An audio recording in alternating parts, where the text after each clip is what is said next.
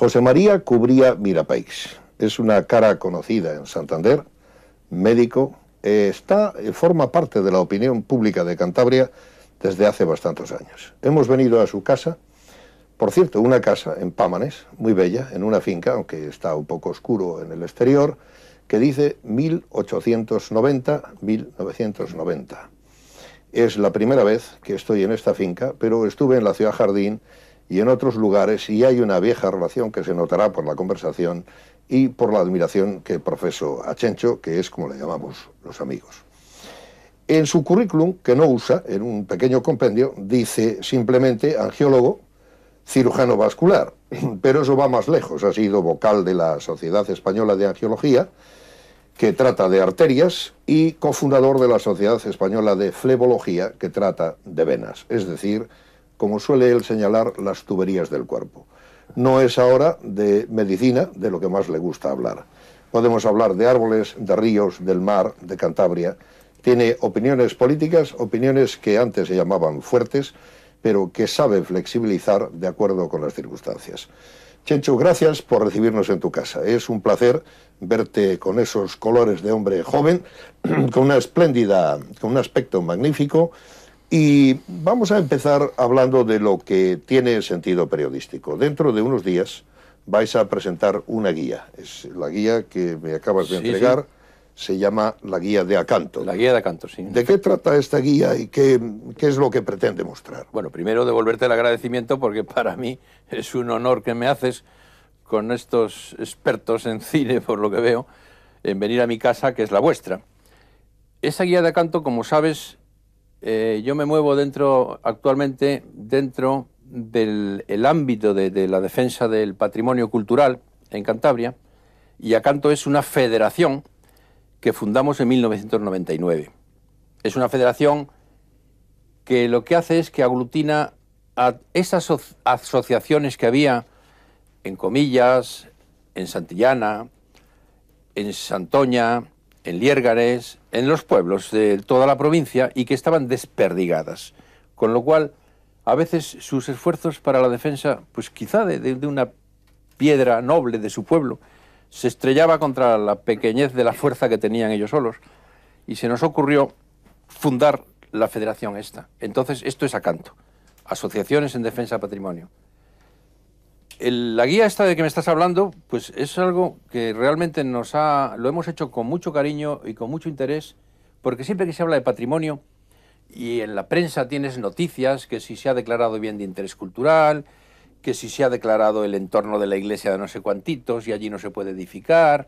Entonces, el pueblo llano y en general la gente tiene un conocimiento muy superficial de todo este tema, y hemos tratado de hacer un compendio muy asequible, y dentro, eso es un desplegable muy bonito que tienes ahí con todo el Paseo Pereda, en el que se explican todos estos conceptos. La gente ahí tiene claramente la idea de lo que es un monumento, de la importancia que tiene, de quién lo protege, de por qué se protege.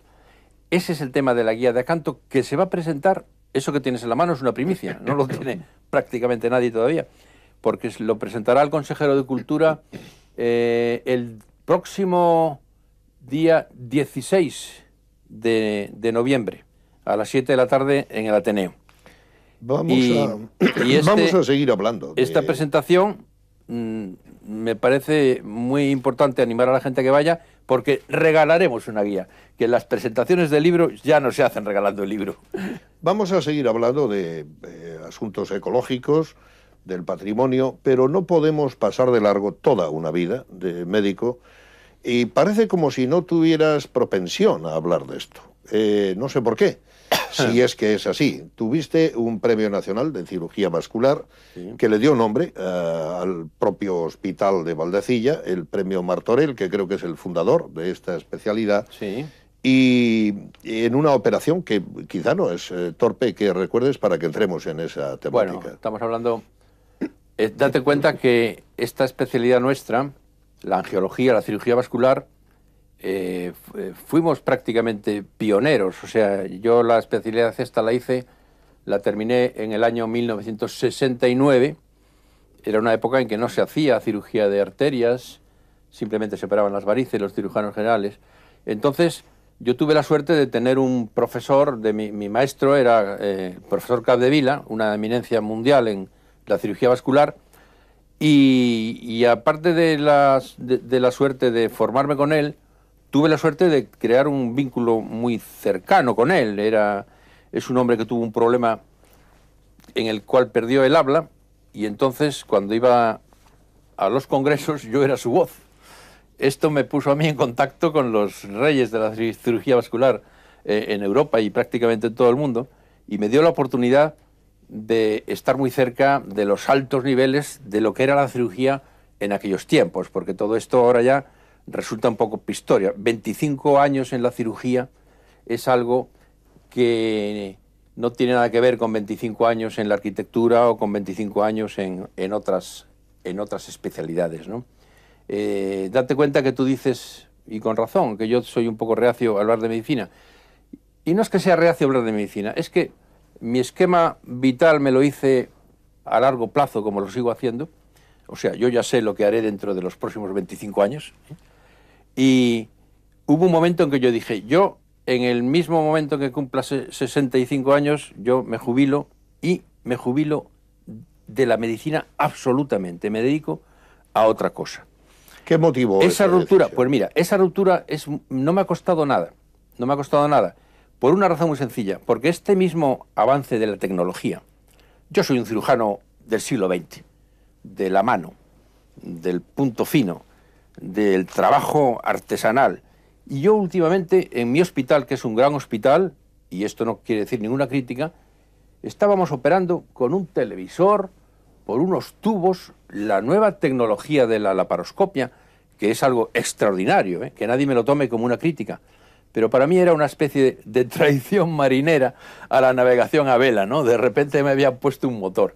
Eso hizo que no me costase nada el decir, voy a dejar ya la medicina, porque no lo queremos reconocer porque somos muy vanidosos. Pero Jesús, tenemos fecha de caducidad. Un hombre de tu tiempo que no has querido pasarte de la raya en esa práctica. Sin embargo, vamos a explorar alguna cosa. Marañón decía, creo que en Vocación y Ética, que los cirujanos, no que sois un poco chulos, pero que erais los más vistosos, y como él era endocrinólogo, sí, pues no sé si minimizaba un poco la espectacularidad de los cirujanos. Bueno, ¿Qué se puede decir de eso? Hay cirujanos muy modestos, pero por ejemplo, los cardiovasculares son los más chulos que hay.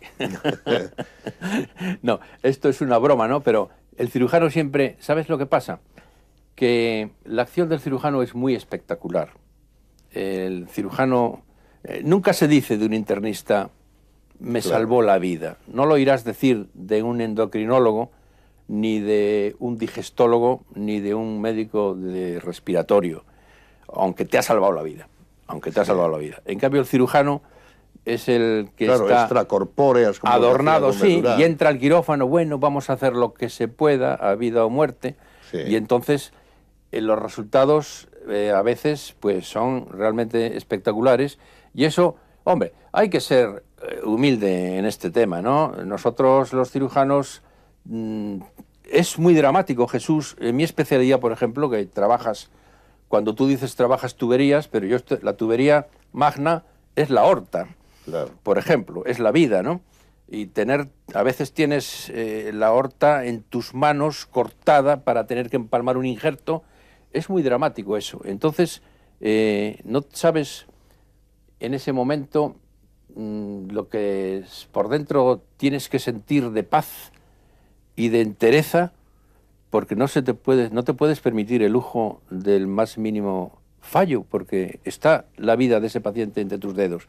Después, cuando lo has hecho, te coges una pirrilera, es como cuando has tenido un accidente, o lo vas a tener, que mientras estás dando tumbos con el coche, estás muy tranquilo, y es después cuando te pones nervioso. Bueno, esto puede ser algo, el motivo de esto que tú dices, y que Marañón apostillaba, pero los cirujanos somos como todo el mundo. Hay cirujanos que son modestos, los hay que son chulos, y los hay que son muy habilidosos, y los hay que son muy torpes, dicen los americanos, no offense. Hombre, yo tengo un amigo cirujano que le quiero dedicar un recuerdo de aquí, que es Rafael Gil. Amigo mío también. Sí, bueno, pues este era el príncipe Vladimiro de la cirugía, y no sé cuántitos, el hombre elegante, Antes quizás de ir a... en Alemania con la nobleza austriaca después. Bueno, pues era un cirujano de estos de... Lucido. Lucido. Y brillante médico. De opereta, vamos. Antes de ir a hablar de vuestro recuerdo de Barcelona, que va a merecer un fragmento, y como has dicho, vida o muerte, quiero mostrar algo que te resistías a que enseñáramos cuando te pregunté qué era. Que es esto. Oye, vida o muerte, aquí parece que te la jugaste y hay un reconocimiento, no necesariamente médico, bueno, que también está un poco borroso, el Hospital General de Asturias. Yo quisiera de verdad que esto que está fechado en Oviedo, el año 65, refieras la anécdota que no fue necesariamente una operación, sino una operación física. Bueno, ahí pone el acto heroico y tal. Por eso, por favor, explícalo. Bueno, eso, Jesús, me lo has pillado ahí. Por eso. Jamás he hablado yo de esto en Santander, esto no lo sabe. Hombre, una entrevista tiene que dar algo nuevo. Esto es una anécdota, hombre. Eso es una anécdota. Cuando yo era residente en el Hospital General de Asturias, en aquella época el ministro de Sanidad era don Camilo Alonso Vega, sí, que era el ministro de Gobernación. Sí. Este era el que dirigía los destinos de la... Por eso es el que me dio la condecoración esa y la placa. El tema es que hubo un enfermo que se quiso suicidar y se arrojó por la ventana de un 6º piso del hospital. Entonces, en el último momento, otro paciente le agarró por un pie.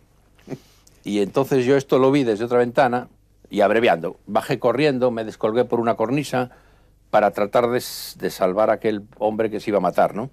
Claro, el que se iba a matar también era yo. A mí me agarraban también unas enfermeras por los pies y por un albornoz, porque yo me acababa de levantar, estaba en pijama. Yo al fin ya le cogí el pie porque el enfermo que le agarraba, que era un cardiópata, tuvo un infarto de miocardio de la emoción, y yo ahí me tienes colgado cabeza abajo, agarrado por los pies, con un señor, claro, yo tenía entonces pues 20 y pocos años de remero de Puerto Chico, ¿no? Con la mano le tenía trincado y él me clavaba estas cicatrices que tengo aquí, me clavaba un cristal para que le soltara. Resumiendo, al fin le trabé y lo pudimos subir, y eso fue el motivo de que el hospital hizo un poquito ahí de... Era el hospital en lanzamiento. Es una acción heroica, no tan anecdótica. Pero en todo caso queda expuesta. El hospital hizo un poquito... Demos un salto al mundo de Barcelona, que sé que todavía frecuentas. En los años 50, 60, eliges Barcelona, que no Madrid era el camino más frecuente, quizás por razones familiares. Me parece que tu abuela, por ejemplo, de ahí, Mirapex es un apellido en catalán. Claro. ¿Y cómo era aquella Barcelona, la que hay ahora, y qué te parece de verdad? Comprendo que es mucha pregunta y que involucra más de un asunto. Este asunto de los estatutos, ¿se está disolviendo algo o no es tan grave? Bueno, pues, primero hace el recuerdo amable de juventud y pues de empezando estudiante. Un poquito por el principio, la Barcelona que yo conozco es la Barcelona de los 50.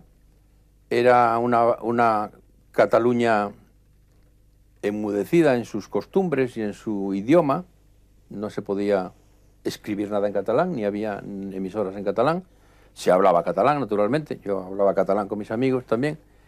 Y nosotros éramos estudiantes y teníamos nuestra... nunca he sido un hombre significado políticamente, pero tenía muy claros unos conceptos básicos. Entonces yo pertenecía a lo que se llamaba la UDE, que era la Unión Democrática de Estudiantes, juntamente con Ramón Masoliver y Víctor Porqueras, una serie de gente significada. Esto en Barcelona a mí me creó muchos problemas porque pues estábamos absolutamente fichados por la policía hasta el extremo de que nos expulsaron de Barcelona, ¿no? Por rojos. Y entonces yo terminé después en Zaragoza. Era una Barcelona burguesa, para mí entrañable, pues porque a través de mis tíos, que habían vivido siempre así, me la enseñaron muy bien. Yo la recorrí, la ciudad y toda Cataluña, en moto con mi tío Udaldo, y yo lo llegué a querer mucho. Llegué a amar mucho la música catalana, el folclore. Me iba todos los domingos a ver cómo se bailaba sardana en el parque de Barcelona y en las plazas, en la plaza de San Jaime. Yo lo he visto delante de la catedral. Y es delante de la catedral se sigue bailando. Y todo eso es una devoción. Yo creo que este amor que tiene el catalán a sus raíces, a sus costumbres, es algo que es que yo lo admiro. Yo quisiera que aquí tuviésemos eso mismo, porque ellos no son nada folcloristas, o sea, el folclorismo ese que tenemos aquí para lo cántabro. Vamos, nadie se moleste por esto, pero yo veo aquí una corriente folclorista con lo que es muy lejano de lo que es el costumbrismo que predicaba mi padre, porque tú sabes que mi padre, Francisco Cubría, es un escritor costumbrista de la montaña, como se decía entonces, y que manejaba perfectamente el lenguaje de los aldeanos sin pretender nunca que esto pudiera ser un idioma como se pretende ahora, sin pretender nunca hacer una religión del montañesismo, y nunca éramos los mejores, ni habíamos sido los que creamos Castilla, ni el idioma castellano. Era algo mucho más sencillo que todo esto. Y en Barcelona se masticaba ese pozo, ese sedimento cultural en los estudiantes, porque íbamos a los conciertos, íbamos a conferencias todos los jueves. Era algo que no se hace ahora normalmente entre ellos. Justo te has adelantado lo que iba a preguntar mencionando a tu padre, porque, y al hilo de dos comentarios que has hecho, le disgustaría, era un probo y conocido, creo que conservador, muy razonable y querido, entrañado en la tierra, en el mundo del derecho, y supongo que le disgustaría esta situación tuya un poco rebelde en Barcelona, pero no has dado el comentario sobre qué te parece el mundo de los estatutos y lo que a algunos les parece dramático y a otros les parece negociable y poco. ¿Cuál es tu posición en eso y se disgustó o no tu padre, de quien vamos seguidamente a hablar? Bueno, mi padre, mi trayectoria en Barcelona, era un estudiante que iba y venía en vacaciones y además era un mal estudiante. Era mal estudiante porque... ¿Hacías novillos? No, porque era de los que con muy poco esfuerzo aprobaba. Entonces, realmente, pues este aspecto tuve algún problemilla en casa, ¿no? Porque sí, era a veces un repetidor, ¿no? Pero el tema este que tú me dices del catalanismo y del estatuto, pues Barcelona de ahora a cuando yo estuve es que ha cambiado tanto. Yo voy mucho porque, aparte de que tengo allí grandes amigos, es que es la ciudad española que más me gusta.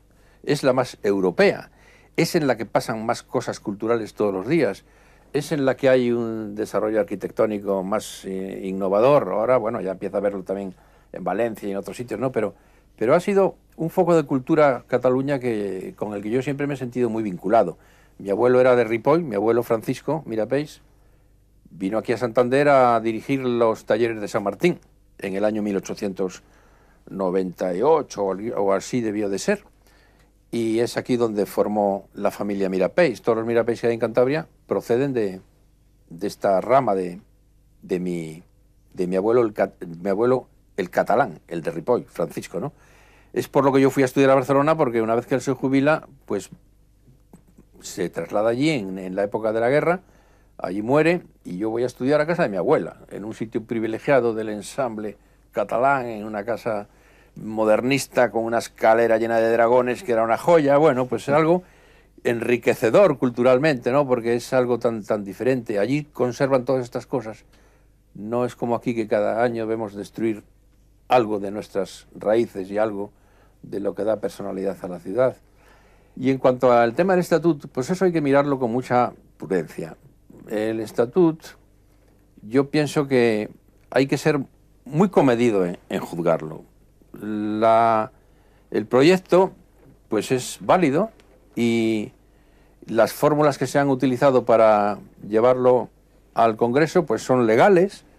Yo no me atrevo a decir si se debería o no se debería de haber admitido. Yo personalmente no lo hubiera admitido. No lo hubiera admitido porque son flagrantes todas las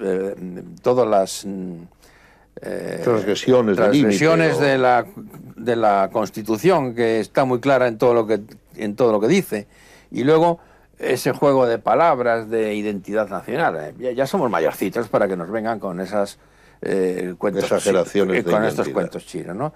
Y después encuentro que hay que ver estos políticos catalanes del tripartito, que son tan inteligentes y tan brillantes, que han sido durante toda la legislatura en el Parlamento tan agresivos y tan... Hay que ver qué moderados, qué suavecitos. Se han puesto una piel de cordero. Y son distintos entre sí. Porque... Sí, sí, totalmente. Sí, el talante es muy diferente. El talante es muy distinto. No puedes...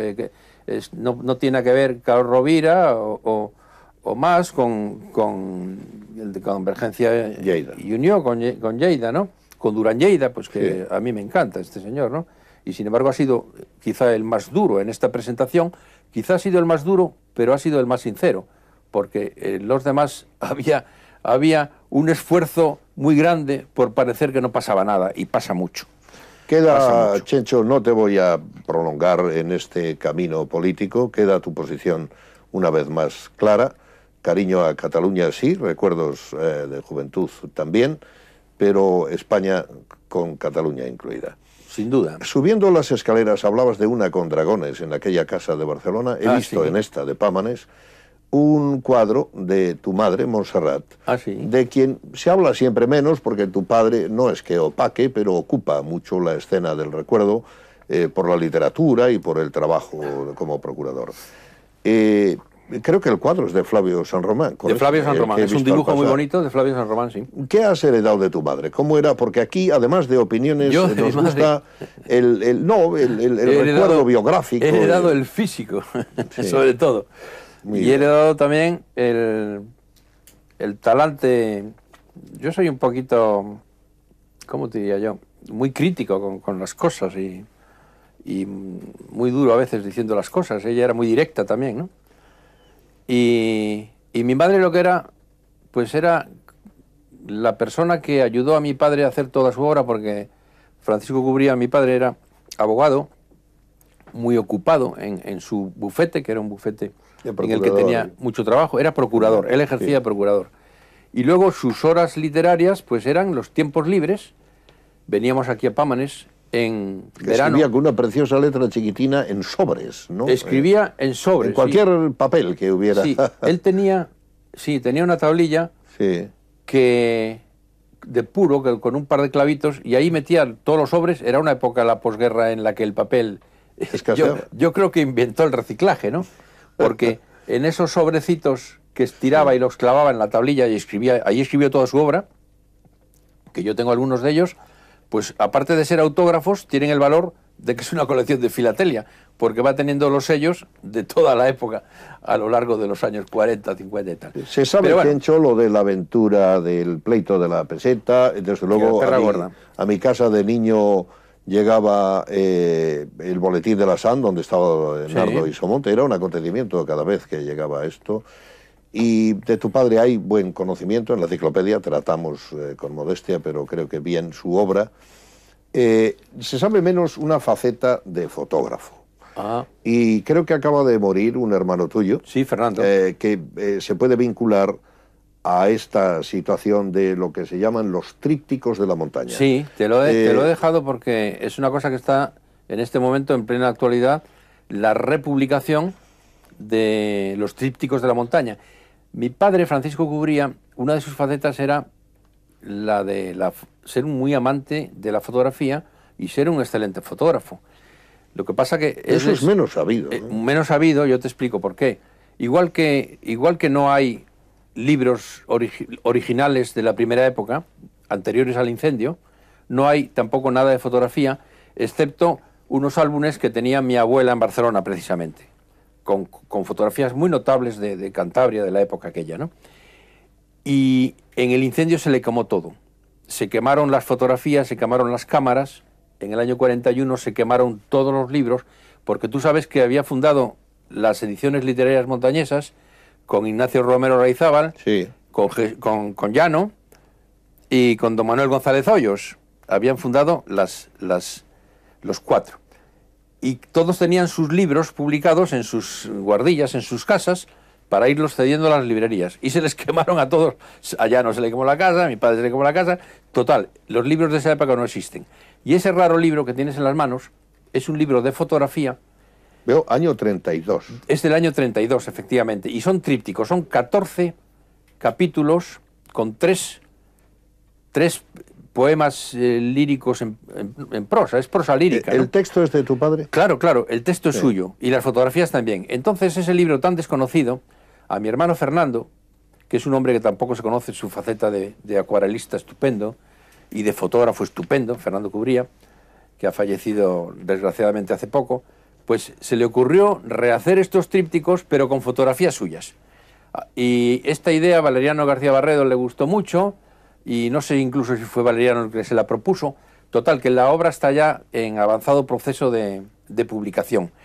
Fotografías de Fernando Cubría, nuevas, con nueva tecnología, más Con los viejos textos, los viejos de vuestro textos de mi padre. De los cuales, si me permites, voy a leer uno a la limón, porque nos ambientará otro retazo de conversación más adelante. Se Sí. titula El árbol, y dice así: árbol vigoroso del campo montañés, que das guardia en las rutas, escolta a los arroyos, apoyo a los cercados, sombra a las romerías, y eres palio de las comadres que juegan a la brisca frente al barrio. Guirnalda viva con que a lo largo de los caminos y los ríos se engalanan los valles montañeses en cada primavera. El aire entona villancicos de epifanía en su follaje. Tu ramaje es un arpa dócil. En ella el viento canta al campo sus abrileñas canciones de cuna, los cantares juveniles de mayo, los estivales himnos de plenitud, las nostalgias de septiembre y el lánguido responso otoñal de las hojas secas. De nadie necesitas, por eso te aborrecen. Todo lo das, por eso te aniquilan. Aquí hay como un sentido precursor de la protección a los árboles, pero no quiero romper un cierto hilo en esta improvisación total, incluida la lectura, cuando he abierto el libro que has puesto en mis manos. Permíteme que te diga una cosa. Ese árbol que está ahí fotografiado ahora tendrá una nueva versión con un árbol nuevo de Fernando Cubría.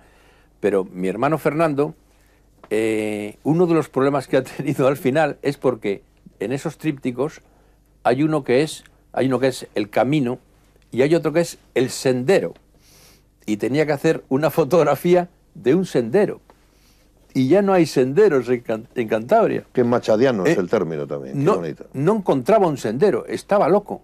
Estaba loco el pobre, que la última foto que ha hecho en su vida ha sido la del sendero. Porque llevaba meses buscándolo y yo preguntando a mis amigos excursionistas dónde se puede hacer una fotografía de un sendero. Y yo mismo, y tú que eres un hombre también, porque tú eres de la zona de Beranga y por ahí. Así es. Pues en Beranga ya no hay senderos tampoco. No quedan ya. Que no muchos, los hay, ni que la no queda Fuente ninguno. Andrés, Fíjate qué curioso, ¿a dónde hemos ido a parar? Ni museos, porque íbamos a poner uno y parece que hay que decirle al consejero que se pase por allí. Además, el alcalde es de su partido. Bueno, tenéis el de los bolos, que eso es una maravilla. Vamos a ver cuándo se llena algo. Bueno, Perdona. pues eso es una anécdota, ¿no? No encontraba un sendero y de hecho cuando vas por ahí de excursión no los ves.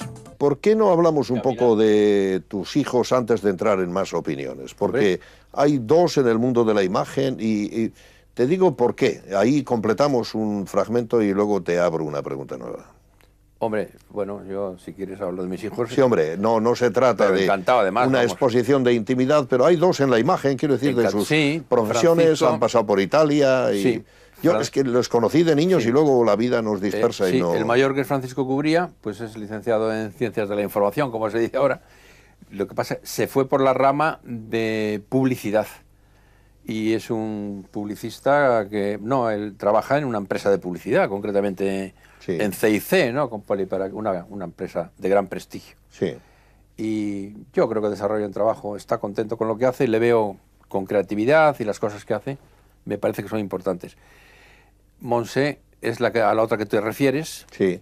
Monse, ella es diseñadora de moda en cuanto a profesión, pero se casó en Italia con un creativo también, una persona que se dedica también a creatividad en diseño y en publicaciones y en lanzamiento, por ejemplo, ahora de una compañía aérea del tipo Ryanair en Italia. Sí. Este tipo de estrategias de lanzamiento. De lanzamiento, sí. Y tienen aquí en Santander LCD, una empresa que acaban de empezar a funcionar. Viven en la casa de los Calderón, en Villa Asunción, y allí tienen la oficina de esta empresa. ¿Y queda Carolina? Es creativo. Y Carolina, que la conoces tú también, pues Carolina, sabes que esta niña hizo arte dramático, era muy habilidosa ella con sus manitas y se dedicó a la caracterización, lo que llaman make-up artist.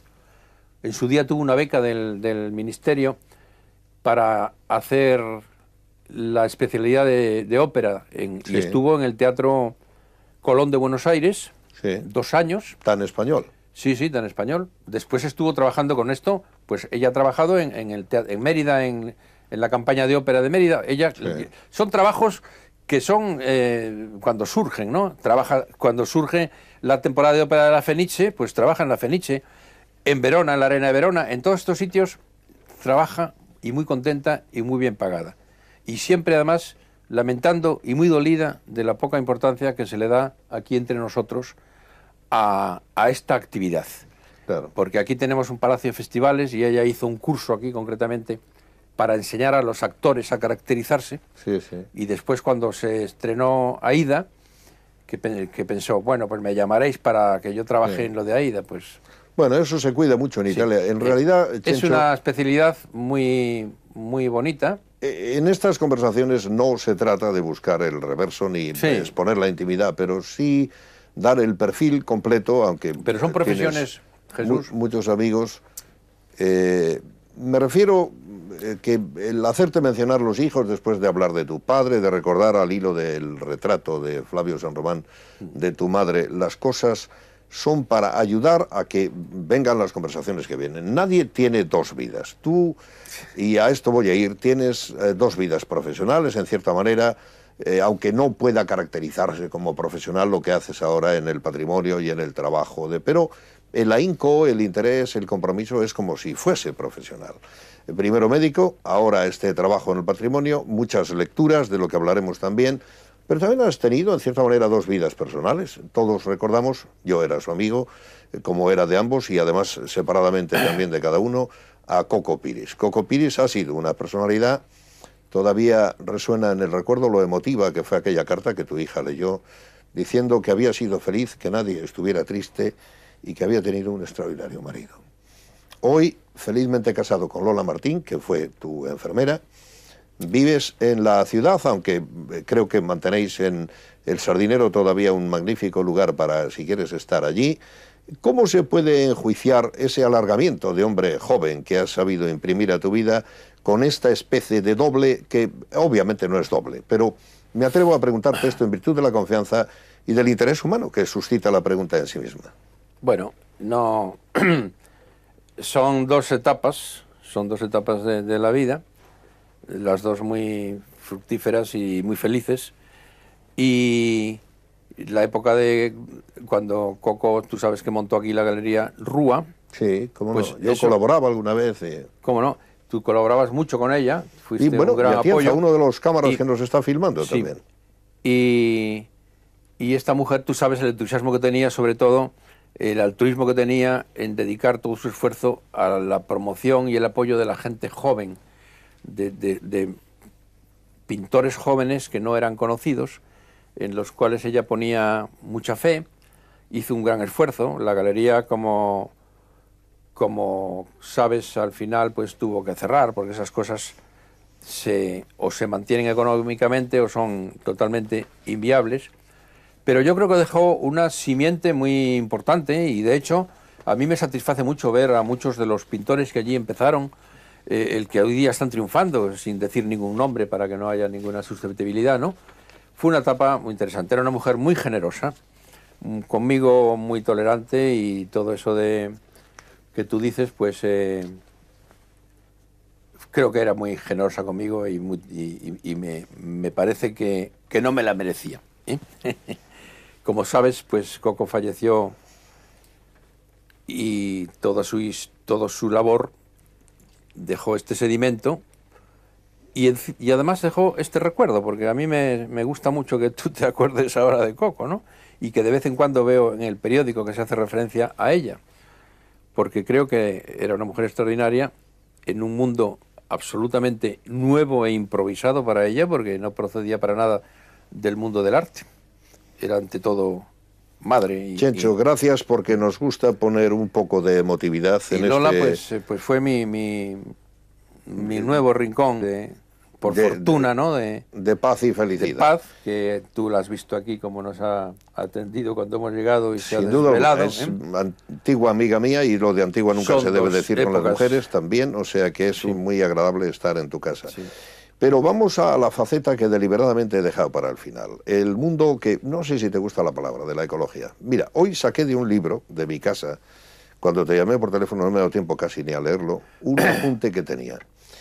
Y allí dice esta lista: preservacionismo o conservatismo. Eso es de los años 60. Son unos hombres a quienes les gustaban, y mujeres, las jardines, la riqueza de los parques naturales, el que la naturaleza se conservase tal cual para recordar la niñez, para que la naturaleza quede preservada. Por tanto, conservadores contra lo que cree la gente, y además en todo su derecho. Eso me recuerda a lo mejor cuadros de Bierstadt, de cuando la naturaleza americana no se quería tocar y no les gustaban ni las plantas originarias de Europa, en un momento de exageración. Después vino el maquinismo, el ferrocarril, que tiene toda otra etapa, los edificios y vuelta.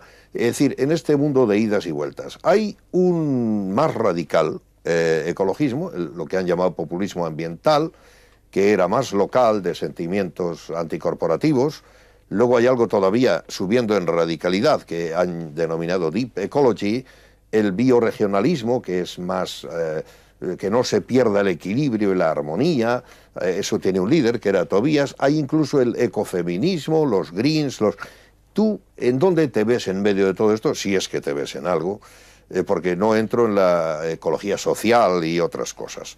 En todo caso, la diferencia acuñada más grande es que los ambientalistas son personas que quieren acciones, que se profesionalizan, que tienen gentes pagadas en sus asociaciones, y el ecologismo era más movimiento de tipo político.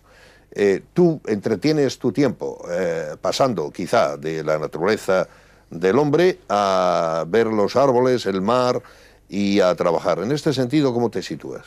Bueno, has hecho una síntesis. Una lista. Una síntesis del ecologismo absolutamente especializada. Como, no sé si sin duda sabes lo que has dicho. Lo he sacado de un libro que tenía. No lo sé, pero ha sido desde el Polo Norte al Polo Sur del ecologismo, como sucede en cualquier disciplina, ¿no?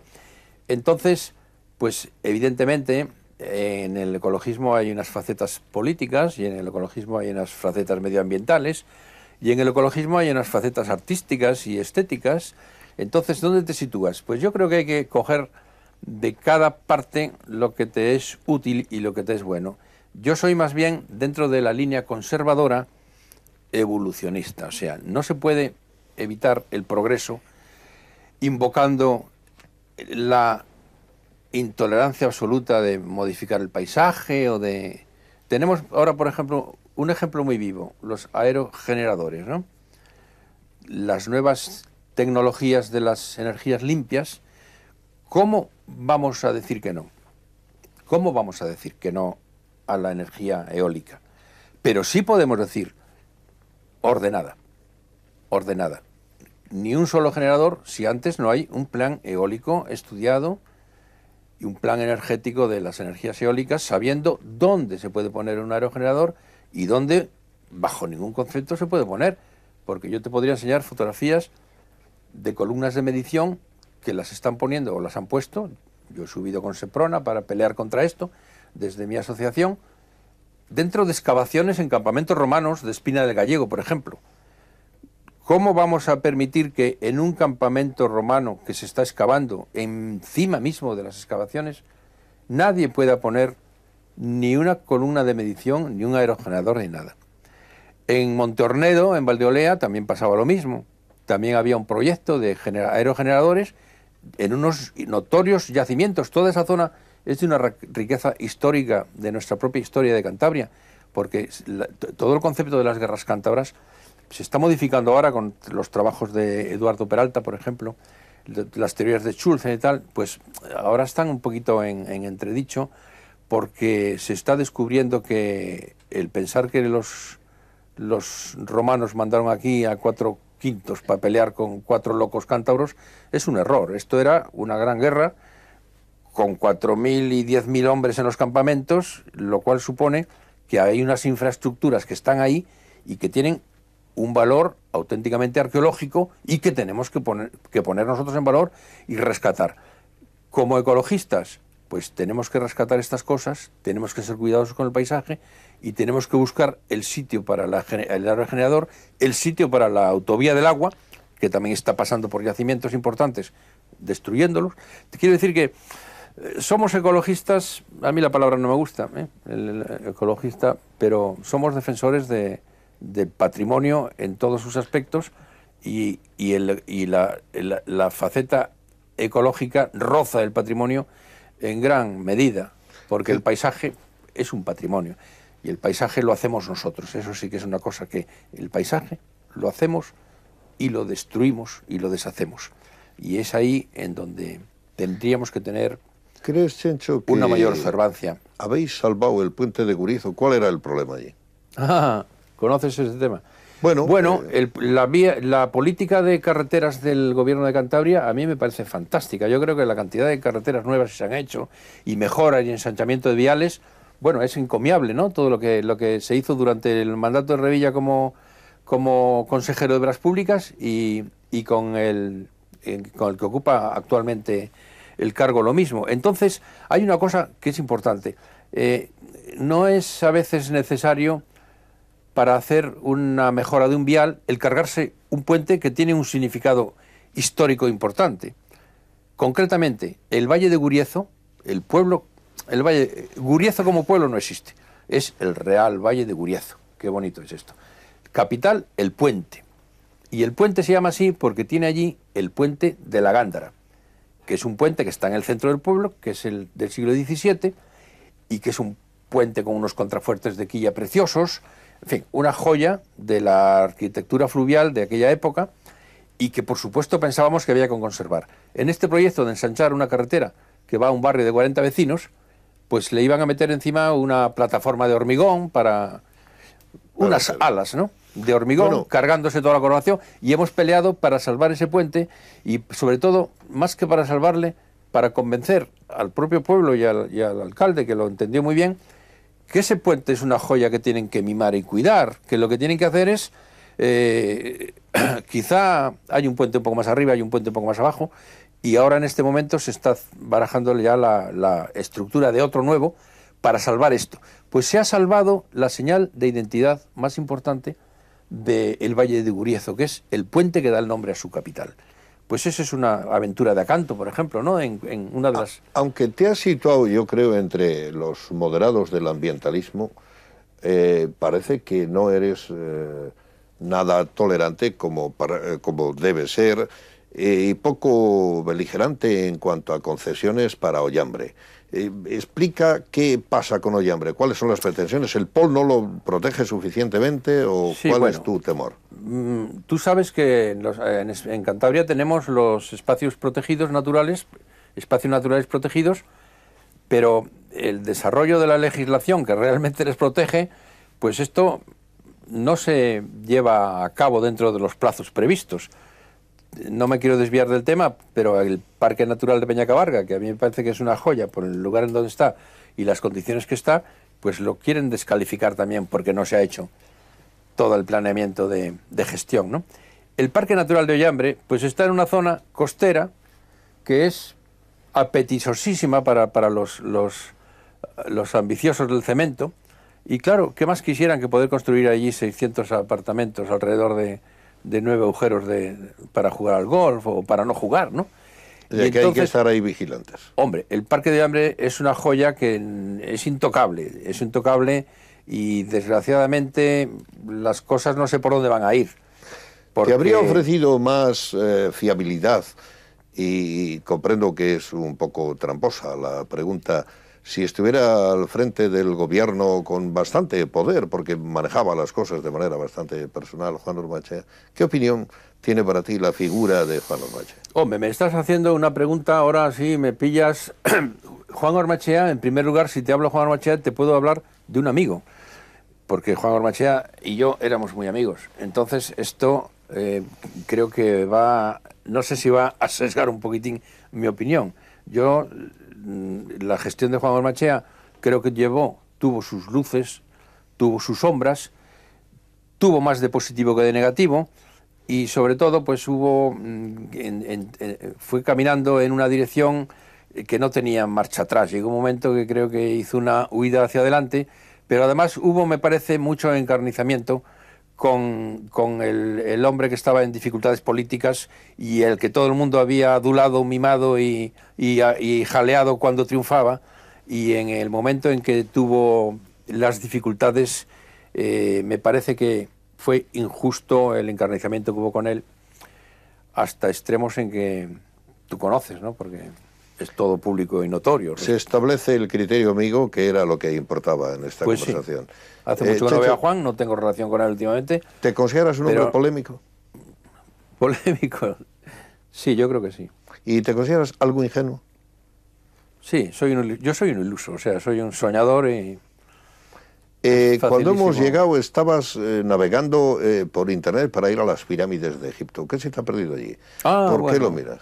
Pues hombre, mira, últimamente viajo menos porque tengo una vértebra estropeada, pero con el programa ese del Google Maps, pues me lo paso fenómeno recorriéndome el mundo, siguiendo los ríos y las carreteras, y sigo las noticias de la prensa, catástrofes y todo esto, las sigo viendo el mapa, y bueno, es una cosa divertida. Decir, voy a ver si encuentro la muralla china, Chencho, que la he encontrado. Has dicho que sabes lo que vas a hacer de aquí a 25 años. Yo no sé si eso es optimismo, pero desde luego es fuerte que el magnífico aspecto externo que tienes, la galantería y la acogida amistosa con que nos ha recibido. Solo te falta preguntarte cuántos años tengo que... Esta conversación está llegando a su fin. El perfil humano es conocido en Cantabria, en la región y en la ciudad. Los aspectos y aristas de cuando algo no te gusta, cómo das la cara también, y el buen estilo que tienes, aunque ahora te escondes un poco más, se te encuentra menos en este magnífico lugar, en esta casa de 1890. ¿Tienes algo que decir como consejo, sin que te erijas en profeta de nada, para los cántabros en este momento de transformaciones? Revilla acaba de decir en el Parlamento Español que no seamos una isla, que no tenemos que serlo y que no queremos serlo. ¿Qué te sugiere esta opinión para cerrar esta conversación que va a quedar en mi memoria y espero que quede por la combinación de aspectos biográficos y de opiniones que hemos podido combinar? ¿Tienes alguna recomendación que dar? Pues hombre, yo creo que seremos todo lo isla que queramos ser. Y tenemos que estar muy abiertos, tenemos que saber copiar lo bueno que se hace en otros lugares y no encerrarnos nunca en estas larvas que hay de un nacionalismo, de lo mío, lo mejor, de sacralizar el amor a la tierra que tenemos todos. Tenemos el amor a nuestra tierra como los asturianos la tienen a la suya y los de Huesca a la suya también. Entonces, universalizar un poquito todo lo que es el amor a lo tuyo y no encerrarte ni en nuestras fronteras, ni en nuestro folclore, ni en lo que entrañablemente nos ha hecho ser cántabros como nos consideramos. Apertura y viaje, ahora que son baratos. Chencho, viajar mucho. Yo suelo decir la última palabra. Hoy voy a cambiar esta actitud. Queda algo que mencionar. Termina con un pensamiento quizás poético y otro biográfico. ¿Qué es para ti el mar? Para mí el mar es la mar. Doctor Cubría, es gracias. Femenina. Muchas gracias. Es la mar. Y eso te lo dice todo. Y en la mar te puedes perder.